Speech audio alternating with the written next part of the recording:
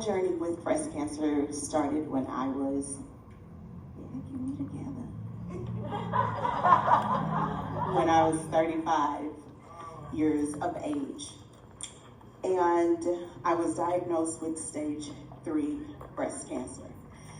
Now, what's interesting about my journey is that my mother had received a breast cancer diagnosis prior to mine, and she is also walking in this show as well.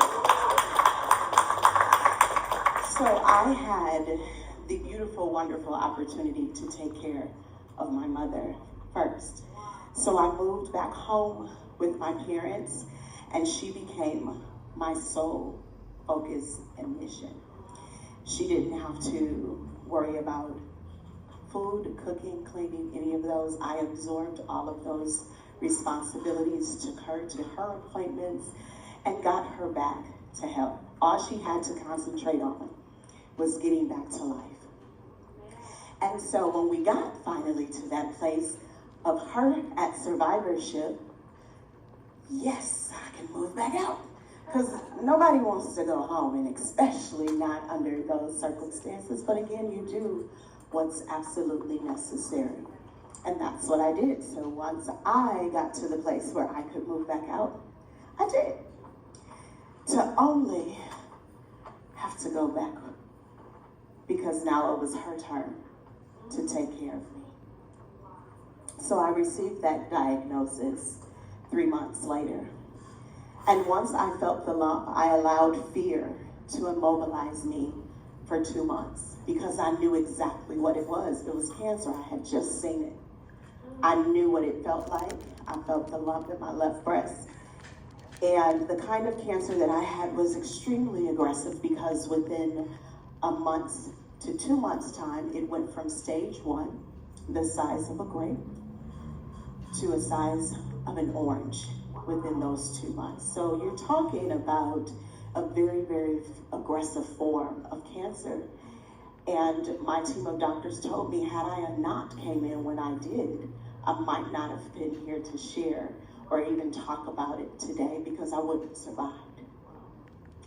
And so part of my journey is about resilience, being able to survive it all, and having the fortitude to keep moving and pushing forward.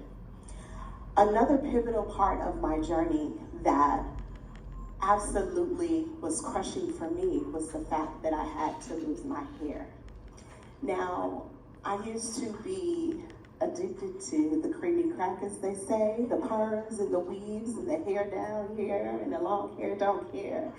And again, I have nothing against women that do that and wear wigs and all of that, because I used to too, but I had just learned to embrace my natural hair and the coils and having an appreciation and no longer being afraid to wear my hair, because someone as myself who's always been in corporate, you have to look a certain way.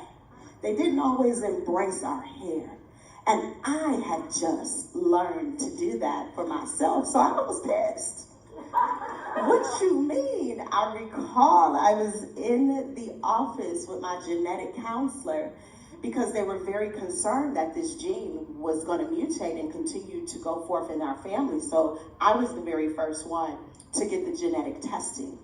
And so I wasn't concerned about nothing she was talking about. I said, ma'am, listen, I don't want to lose my hair. I'm having a complete meltdown in her office. I mean, I'm crying. I don't care nothing about this test, y'all. I'm crying. And she lifts my head and she tells me, ma'am, it's just dead protein. It will grow back. Focus on staying alive. And don't focus on the hair. You'll be all right with that. I promise you, I guarantee you, it will grow back. And so for me, in that very moment, it sobered me and it allowed me to focus on what was really important. I still had children to raise. I still had a life that I had to get back to.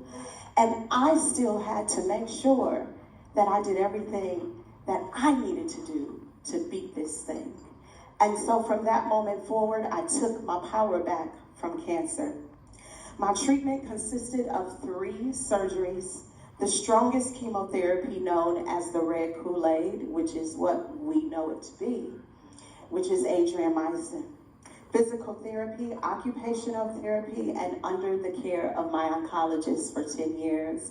This year was bittersweet for me because I finally made it to the other side of that journey, which is survivorship, and I've graduated from having to be under the care of my oncologist. So, long journey, but again, I am grateful and thankful for the opportunity to even be here to share my story, and if I can leave any encouragement with you, just because it looks hard, and just because you may not know what to do in that very moment, just apply a little faith, because it'll get you a long way.